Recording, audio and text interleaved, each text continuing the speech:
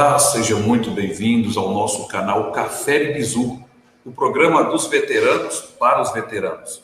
No programa de estreia, trataremos de um assunto muito debatido dos meios acadêmicos e militares, a guerra híbrida. O assunto é extenso e, por isso, vamos tratá-lo em partes, o que chamaremos de temporadas, são 3 temporadas, tá? Enquadrada, como uma guerra pós-moderna, pensada após o fim da Guerra Fria, com a reconfiguração gradual da Ordem de Westfália. A guerra híbrida é considerada um combate não convencional, ela pode atuar por meios de infiltrados, como políticos, sacerdotes e muitos outros. Esses atores exploram determinado território e desestabilizam governos. E pensando nesses territórios, a espionagem cibernética, executada por órgãos de inteligência, tem sido utilizadas nesse sentido. Aqui estamos falando de invasões de e-mails, celulares e bancos de dados de empresas privadas e até governamentais.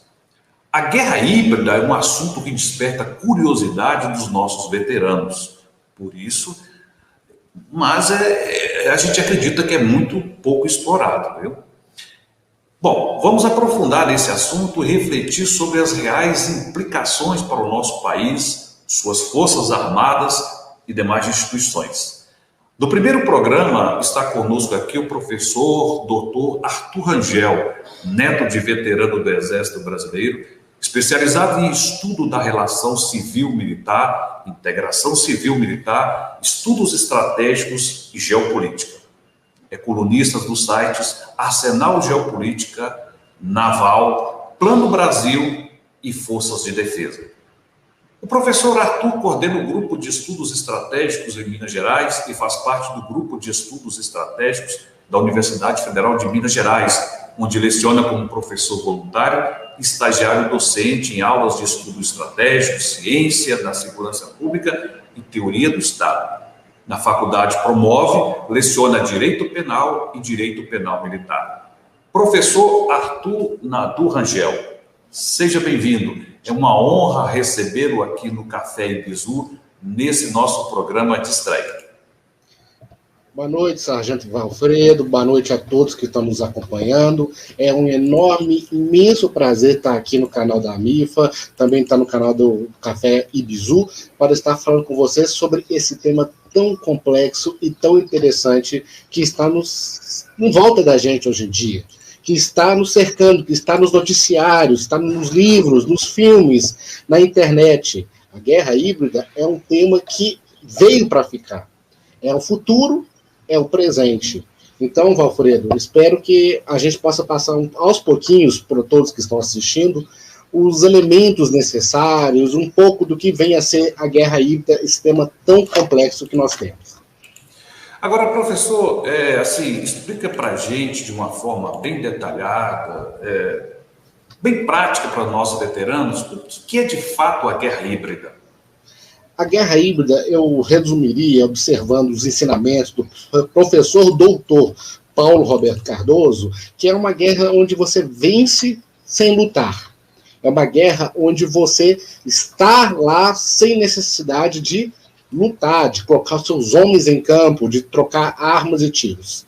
A guerra híbrida é uma guerra por procuração, é uma guerra por cultura, por ideologia, por religião. A guerra híbrida é aquela guerra em que não se precisa sacrificar tanto da sua própria população. A guerra híbrida é aquela guerra que nós vamos tratar nos corações e mentes das pessoas. Ah, perfeito, muito bem.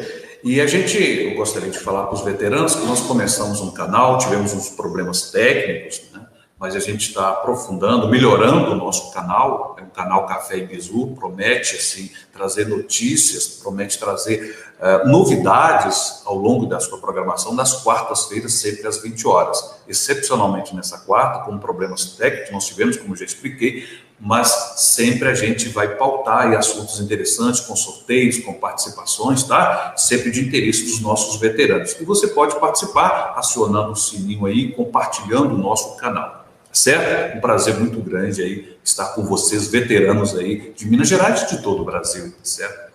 Professor, explica pra gente aí como surgiu a guerra híbrida.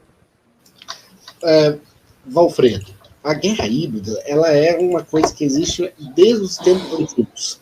Ela não é uma teoria nova, ela só está tomando o lugar da guerra convencional hoje em dia. Desde a Síria, desde a Mesopotâmia, desde os tempos antigos, já existia a ideia de que não era necessário, a gente poderia ganhar de um outro país não só através da força, mas sim através do domínio da cultura e da religião. A gente faz concessões, olha, se você adorar meu Deus, você vai conseguir ter relação com a gente, ou etc. Ou a gente vai implantando a cultura, vai misturando as pessoas, tudo para quê? Para poder contaminar aquele país, por assim dizer, e dominar aquela região, aquele povo, aquele estado. Entendeu? A gente pode lembrar até na Bíblia, quando Josué toma Jericó, né, quando toca as trombetas, eu diria que as trombetas que assustam a população para derrubar as muralhas é uma forma de guerra híbrida, porque as trombetas não matam, mas elas assustam. E assim elas derrubam as muralhas para que a população se sinta ameaçada, se sinta fraca e possa mudar de lado e ser derrotado. Então, aí o senhor está afirmando, então, que, na verdade, a guerra híbrida, ela é muito antiga, né? O senhor falou, parece também, repetido aí, desde a Grécia Antiga, por aí, não é? Exatamente, é muito antigo. Nós temos relatos de guerra híbrida mais de 1000 anos antes de Cristo. Tá certo? Então, a gente vinha que os romanos mesmo, os antecessores, os gregos mesmo, já trabalhavam com conceitos, principalmente o Império Assírio. O Império Assírio já tinha a ideia da dominação pela cultura, onde não era necessário mandar aquele exército. Poderia assustar as pessoas com o exército, mas não era necessário dominar o exército. Poderia fazer um acordo comercial ou infiltrar pessoas e minar a sociedade de dentro para fora. Perfeito. Nós vamos repetir, nosso assunto é guerra híbrida, hoje com problemas técnicos, né? Nós tivemos, muitas pessoas não conseguiram acessar o nosso canal, tivemos um probleminha aí, mas, como eu disse, vamos resolver ao longo da nossa temporada. Nós vamos dividir esse assunto guerra híbrida em várias partes. Acredito que a gente pode dividir em quantas partes, professor? Pode ser em 3 partes, assim? Acho que 3 partes a gente consegue passar pelos conceitos gerais de guerra híbrida para que os seus telespectadores e assinantes possam estar compreendendo a introdução à guerra híbrida. Perfeito. Inclusive, professor, o senhor recebeu um convite da MIFA, né? Para quem não conhece, então, a MIFA é a Associação Mineira de Veteranos das Forças Armadas, né? Uma instituição sediada em Belo Horizonte que atua no meio militar, que atua com os veteranos, tanto os militares como os veteranos civis, que são aí os nossos reservistas. Professor, inclusive, eu estava falando que o senhor recebeu esse convite, inclusive, há uma possibilidade, uma previsão da gente ministrar um curso, né, sobre guerra híbrida. Eu queria que o senhor falasse um pouquinho desse curso, que em breve a MIFA, nós vamos promover e convidar o senhor para ministrar. Eu queria que o senhor falasse um pouquinho dele aí. Nós estamos tendo uma ideia de que, como é um tema que está crescendo, é um tema não é um mundo fora do ambiente militar, é uma extensão do que os militares já conhecem. Então, nós temos uma ideia de que, talvez, com cursos não muito longos, preferencialmente presenciais, a gente possa estar explicando para os veteranos, para aqueles que têm interesse, o que é a guerra híbrida, como ela funciona, quais são os seus conceitos básicos, com o objetivo de aqueles que buscam empregos relacionados às áreas de defesa, estratégia, e a carreira militar mesmo tenha o entendimento necessário que muitas vezes é segregado a vocês. Então, nós estamos trazendo um curso para tornar você mais capacitado do que vocês já são dentro da carreira militar que vocês estão desenvolvendo, que vocês estão trilhando, ou para aqueles que pretendem servir em carreiras públicas, segurança, e atuando como agentes públicos do Estado. Então, é um curso bem interessante para poder ajudar a compreender esse tema, porque esse tema não é simplesmente a gente coloca guerra híbrida, é isso. Existem ferramentas para detecção, existem ferramentas para que a gente possa estar aplicando nós mesmos a guerra híbrida ou mesmo contra-atacando a guerra híbrida que nós sofremos, com o objetivo de garantir sempre a soberania do nosso Estado, a soberania do Brasil, frente às ameaças externas e internas que nós enfrentamos no dia a dia. Então, ótimo. Então é importante que o veterano, aquele que já serviu o quartel, já passou pelas fileiras do Exército, ele entenda e ele prepara, ou ele, assim, ele seja munido de informações para, assim, se preparar para a vida, ou até mesmo, como eu posso dizer aqui, entender melhor o funcionamento disso. Identificar uma guerra híbrida seria assim, professor? Só para eu entender melhor aqui. A gente não identifica uma guerra híbrida porque ela já estava ocorrendo todo momento. Desde o fim da Guerra Fria, a Guerra Fria ela já trouxe para a gente a guerra híbrida para nossas casas, para o nosso Estado. Qual exemplo aí, professor, de guerra híbrida no Brasil hoje? Hoje no Brasil nós temos várias. Nós vamos desde religião até mesmo a políticas e até mesmo a grupos sociais. Então a guerra híbrida está muito disseminada. E a gente pensa que a guerra híbrida, muitas vezes, ela fala, é uma guerra híbrida da China, da Rússia, dos Estados Unidos. Tem guerra híbrida de todas as potências tentando exercer influência nacional sobre a gente. Então, quando a gente fala se preparar, é não só identificar, mas saber como lidar com a situação. Porque na guerra híbrida não há uma luta, mas a gente pode dizer que tem soldados feridos.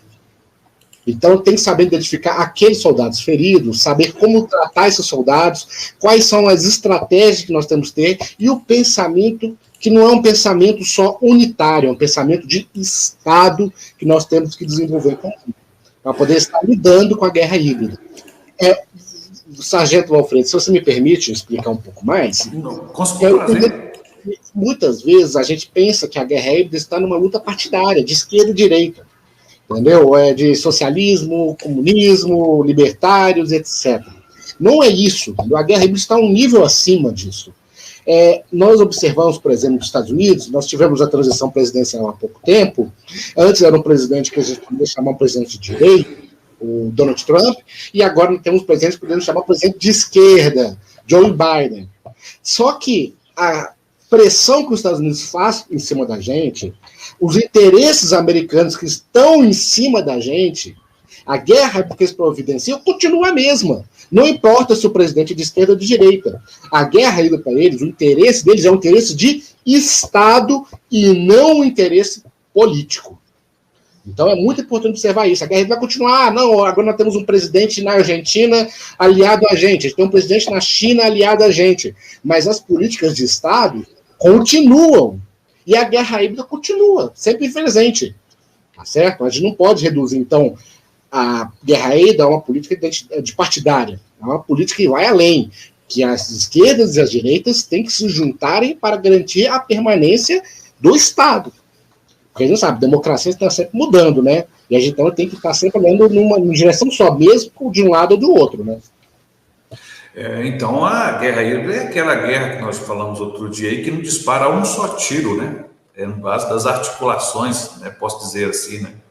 A guerra híbrida, você não precisa disparar tiro, realmente. É o vencer sem lutar. Vencer sem lutar. A guerra híbrida é o que a gente vê, por exemplo, muito claramente na Venezuela. A Venezuela é um palco de atores internacionais, onde o próprio povo venezuelano é apenas um coadjuvante.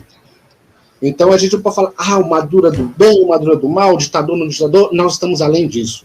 Nós temos interesses tanto dos Estados Unidos, quanto da Rússia, quanto da China, quanto da União Europeia, todos conflitantes entre si, para garantir a soberania sobre a política da Venezuela. E como é que eles fazem isso? Eles podem preparar atores políticos, então eu pego uma pessoa capacitada, levo para o meu país, então eu pego um ativista lá de esquerda ou de direita, levo para os Estados Unidos, levo para a Rússia, capacito ele, dou os melhores cursos para ele e mando de volta para a Venezuela com dinheiro no bolso, tá certo? Com conexões políticas para ele fazer movimentos políticos patrocinados por países terços e forçar assim, revoluções, revoltas, golpes, etc.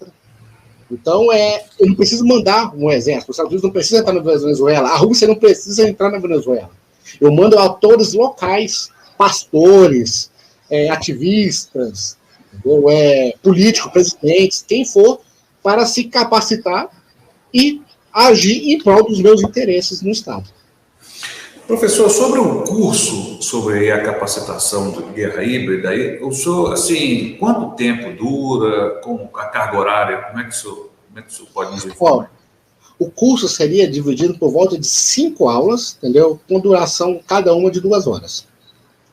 Tá certo? Isso daria uma duração mais ou menos, se a gente tem umas 10 horas, 11 horas aula, e esse curso teria um material de leitura, tá certo? E as aulas expositivas e práticas com debates. Porque, num nível que nós estamos desenvolvendo, a gente não desenvolve uma teoria da guerra híbrida apenas com lecionando ou parlando independentemente. Tem que ser desenvolvido através de um debate em conjunto, para que possa desenvolver senso crítico e capacidade de percepção para todos aqueles que estão participando. Isso não tem idade, né, professor? Não. Nós vamos observar no nosso grupo de estudos estratégicos que nós temos da Faculdade Promove, nós temos alunos de 19 anos a alunos de 70 anos participando do grupo de estudos estratégicos. Não tem idade. Então, são temas que são discutidos a qualquer momento. A ideia, Valfredo, é que para a gente sobreviver, para a gente ter a nossa ideia de nação, a nossa ideia de soberania, nós temos que ter um povo capacitado. Militares bem capacitados, com conhecimento, para ter a capacidade de identificar as ameaças e ser capaz de ter senso crítico para lutar contra elas, para resgatar os feridos e para se fazer presente no dever que sempre está no coração de todos os militares. Né? Eu gostei quando o senhor falou aí do grupo de estudos estratégicos, tá certo? O senhor acha que é possível a gente, na nossa entidade, na nossa associação, fazer um grupo desse com esses alunos que foram capacitados, que participaram do curso? Sim. É possível? O grupo de estudos estratégicos tem o objetivo de trazer uma capacitação continuada. Vão desenvolver temas complexos através de leitura, debates e palestrantes externos que vai, então, aperfeiçoando a pessoa. O grupo de estudos estratégicos demanda dedicação. Tendo dedicação e tendo conhecimento, qualquer um pode participar. E a gente pode estar, inclusive, criando um grupo de acordo com os interessados, para poder estar debatendo, discutindo, aprendendo e se capacitando nos temas de defesa, porque a gente não é especialista em tudo. Nós temos pessoas que são especialistas em cada campo do conhecimento. Então, se a gente junta várias pessoas e traz especialistas de cada campo, a gente torna como se fosse uma faculdade, a gente traz o debate, a gente cresce em conjunto através das melhores mentes de todo o Brasil. Então, sim, é possível, Alfredo. E, na verdade, é muito recomendado. Porque quanto mais o militar estudar, mais ele estiver capacitado, melhor é para o Brasil.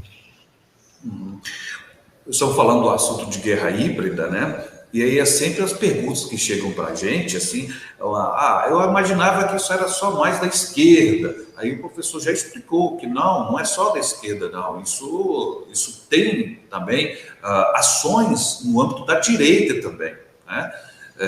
Isso o senhor identifica, tem diferenças de ações, assim, como tem dos dois lados, né, direita e esquerda, são mais conflitantes, são mais, assim, são diferentes, assim, em alguns aspectos?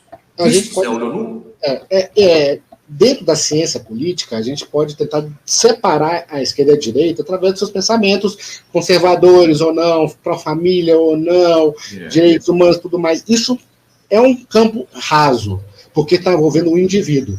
Mas quando a gente envolve o Estado, nós estamos além da dicotomia esquerda e direita. Porque o Estado é onde nós vivemos, é onde nós somos livres.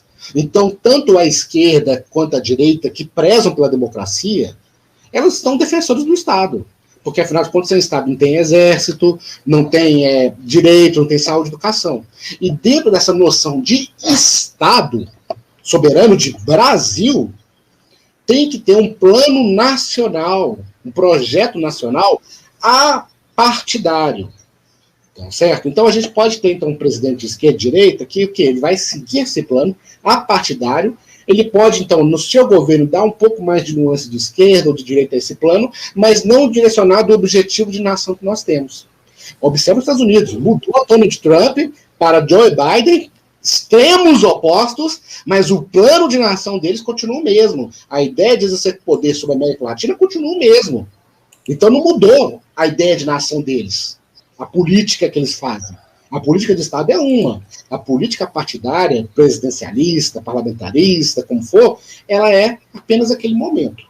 Certo? E como nós somos militares, nós somos estudiosos do Estado, nós somos pessoas que dedicam a nossa vida à pátria, ao Brasil, nós temos que... A gente fica no esquerda e direita, no âmbito mais baixo, mas a gente, no âmbito do Estado, a gente vai defender o Estado. Defender o Estado contra ameaças internas e externas que vão degradar o Estado. Porque se degrada o Estado, degrada a nossa qualidade de vida, degrada o nosso salário, degrada o nosso comércio, degrada a nossa cultura e a nossa segurança. A gente tem que ser soberana, a gente não pode estar suscetível a opiniões externas. Nós estamos aqui para decidir nós mesmos. Então, por isso mesmo que é importante estar além. Tá certo? Não tornar isso uma pauta de esquerda ou de direita, tem que ser uma pauta do brasileiro.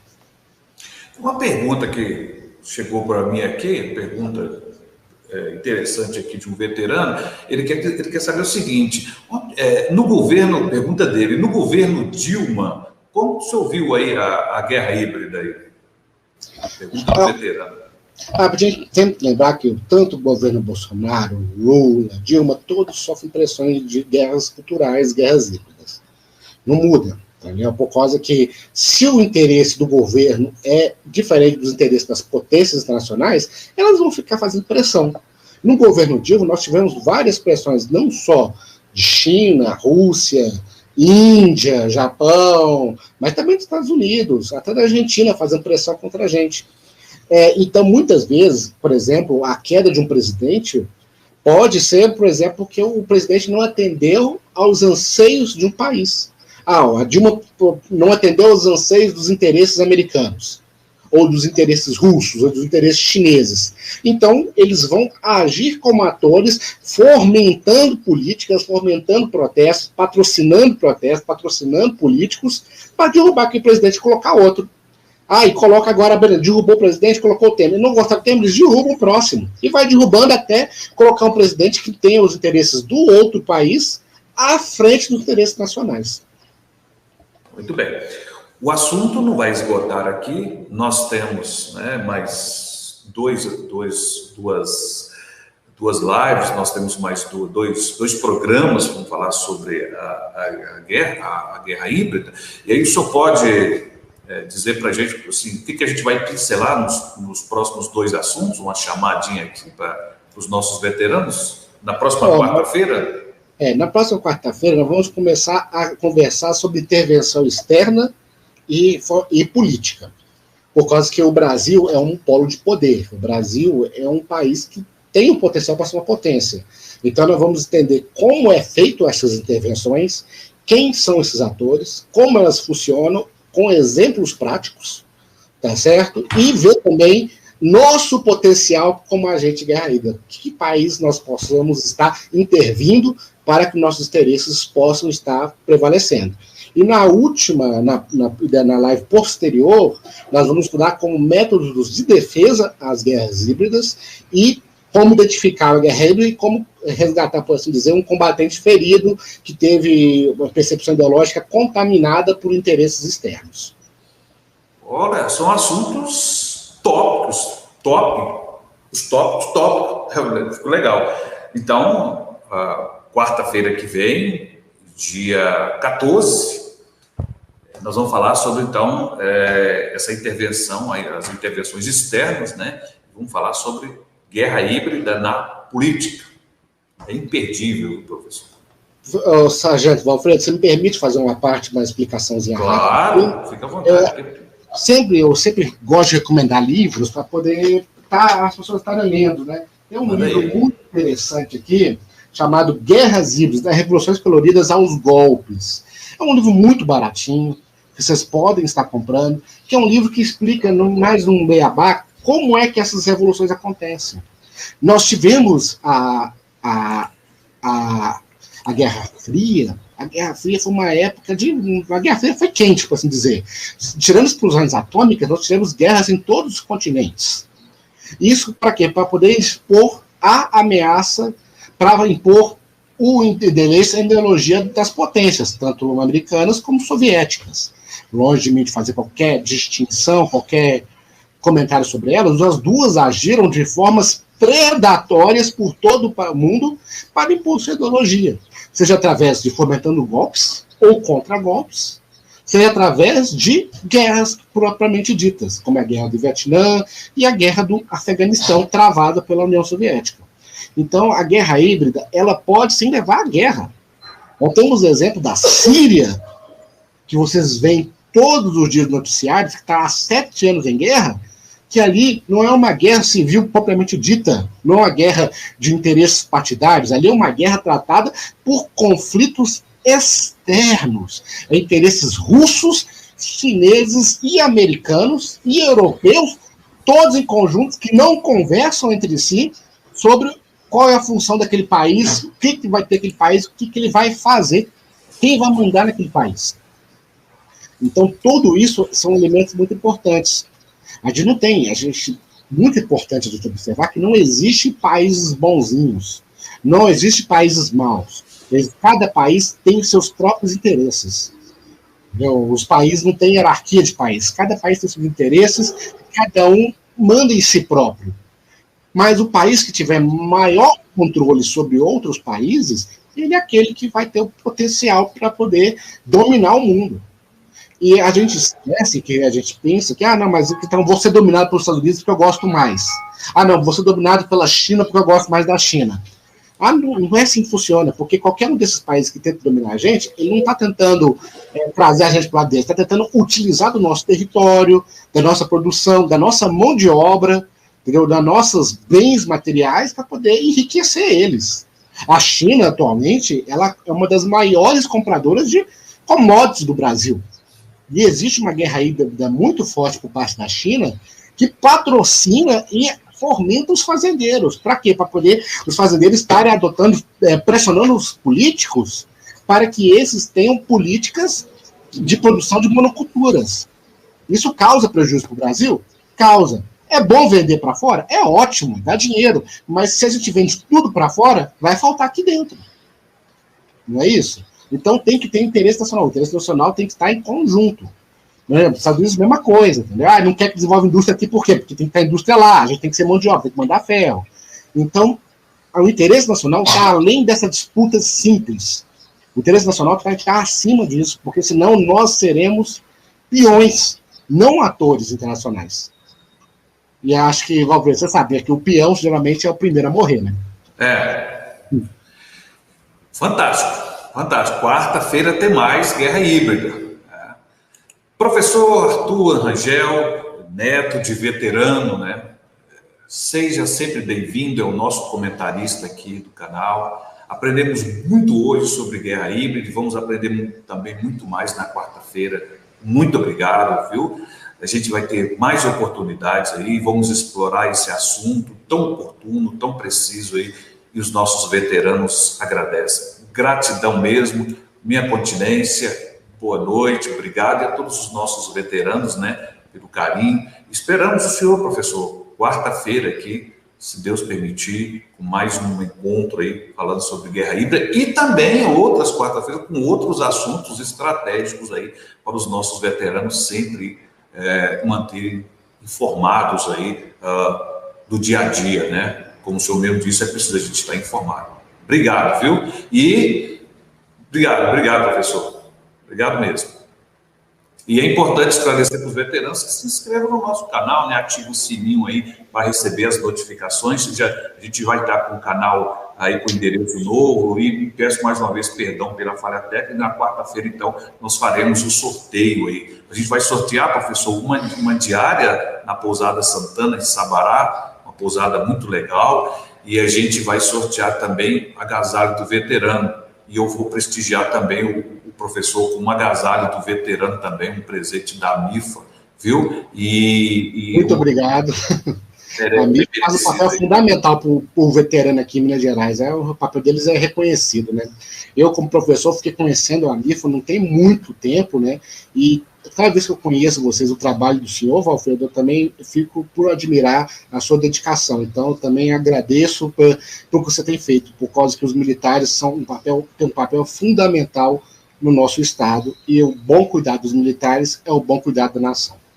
Exato. E eu não posso agradecer também, de deixar de agradecer o laboratório Labicrim, que está patrocinando aí o nosso programa. A gente vai falar mais disso depois, pelo apoio. Aí o empresário Marcos Rangel, muito obrigado. Um filho de veterano, é uma pessoa assim, patriota, dedicado aí, e a gente conta com a participação dos nossos veteranos, dos nossos patriotas. Pessoal, uma boa noite, tudo de bom, até quarta, se Deus permitir. Brasil!